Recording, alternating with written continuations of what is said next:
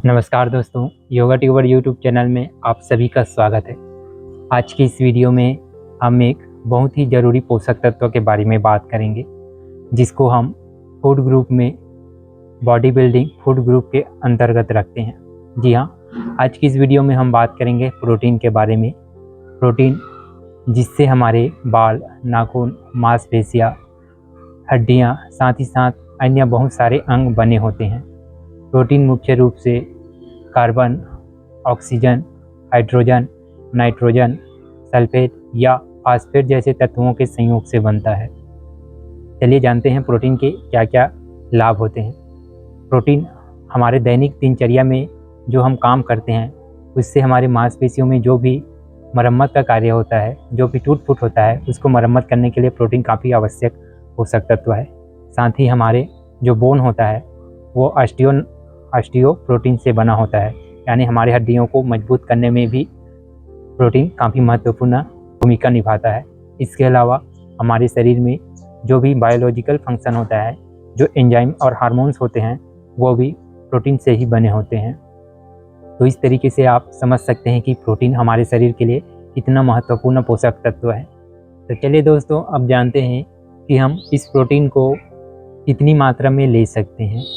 किसी व्यक्ति की आयु, उसके वजन के अनुसार किस प्रकार प्रोटीन को लिया जाता है। वैसे तो पोषण विज्ञान में कहा गया है कि व्यक्ति को अपने शरीर के प्रति किलो के हिसाब से 0.8 ग्राम से 1 ग्राम के बीच लेना चाहिए। यानी किसी व्यक्ति का वजन यदि 60 किलोग्राम है तो उसके अपने प्रत्येक दिन कम से कम 48 से लेकर 60 ग्राम तक प्रोटीन लेना चाहिए। इसी प्रकार यदि कोई व्यक्ति बहुत ज़्यादा शारीरिक श्रम करता है, मजदूरी का काम करता है या हार्ड वर्क करता है या हैवी वर्कआउट करता है, तो उसको 60 ग्राम से लेकर 90 ग्राम के बीच प्रोटीन एक दिन में लेना चाहिए। साथ ही साथ जो व्यक्ति एथलीट्स होते हैं, यानी जो खिलाड़ी है या जो हैवी वेट लिफ्टिंग का कार्य करते हैं, उन लोगों को एक दिन में कम से कम 90 ग्राम से 120 ग्राम तक की प्रोटीन लेना चाहिए। तो इस तरीके से आप प्रोटीन को ले सकते हैं। चलिए अब जानते हैं कि प्रोटीन के कौन कौन से स्रोत हैं। तो प्रोटीन को हम दो तरीके से डिवाइड कर सकते हैं सोर्स के हिसाब से। एक सोर्स जिसको हम शाकाहारी यानी वेजिटेरियन ग्रुप में रखते हैं, और दूसरे को मांसाहारी यानी नॉन वेजिटेरियन ग्रुप में रखते हैं। यदि हम शाकाहारी ग्रुप में बात करें तो जो दालें होती हैं, अरहर दाल, मूंग दाल, चना दाल या राजमा, छोले, ये सभी प्रोटीन के अच्छे सोर्स होते हैं। साथ ही यदि हम बात करें तो बेसन का चीला या कद्दू के बीज, इनमें भी प्रोटीन अच्छी मात्रा में पाया जाता है। साथ ही सोयाबीन और टोफू जैसे सब्जियां भी इसके अंतर्गत आती हैं। इसमें भी बहुत अच्छी मात्रा में प्रोटीन पाया जाता है। यदि हम सोयाबीन्स के बारे में बात करें तो 100 ग्राम सोयाबीन्स में कम से कम 30 ग्राम प्रोटीन पाया जाता है। यदि शाकाहारी में और बात किया जाए तो जो डेयरी प्रोडक्ट है, यानी जो दूध, दही, पनीर, छाछ होते हैं, इनमें भी प्रोटीन की अच्छी मात्राएं पाई जाती हैं।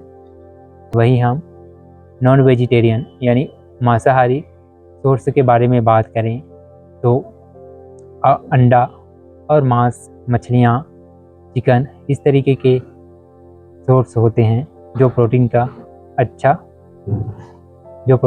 सोर्स होता है। तो चलिए अब जानते हैं कि आप इस प्रोटीन को कौन से समय ले सकते हैं, यानी आप भोजन में कब कब और कितनी मात्रा में प्रोटीन ले सकते हैं।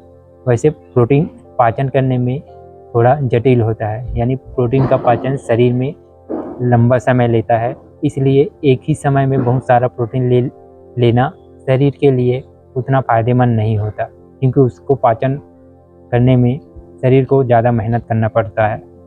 इसलिए आप प्रोटीन को सुबह यानी ब्रेकफास्ट, लंच और डिनर, इन तीनों में बांटकर थोड़ा थोड़ा ले सकते हैं। यदि बात किया जाए सुबह यानी ब्रेकफास्ट में, तो आप सुबह कम से कम 15 से लेकर 20 ग्राम तक प्रोटीन सुबह ले सकते हैं। उसके बाद यदि हम दोपहर यानी लंच में बात करें तो उसमें भी आप कम से कम 25 से 30 ग्राम प्रोटीन का सेवन कर सकते हैं।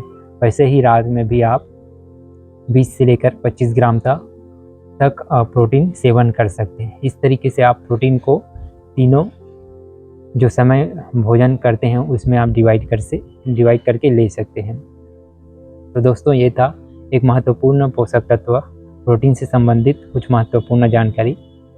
यदि आप इस चैनल में नए हैं तो चैनल को सब्सक्राइब जरूर कर दें। साथ ही वीडियो को लाइक, शेयर और कमेंट सेक्शन में कमेंट करना बिल्कुल ना भूलें कि आप कौन से टॉपिक में वीडियो चाहते हैं। मिलते हैं नेक्स्ट वीडियो में, तब तक के लिए जय हिंद।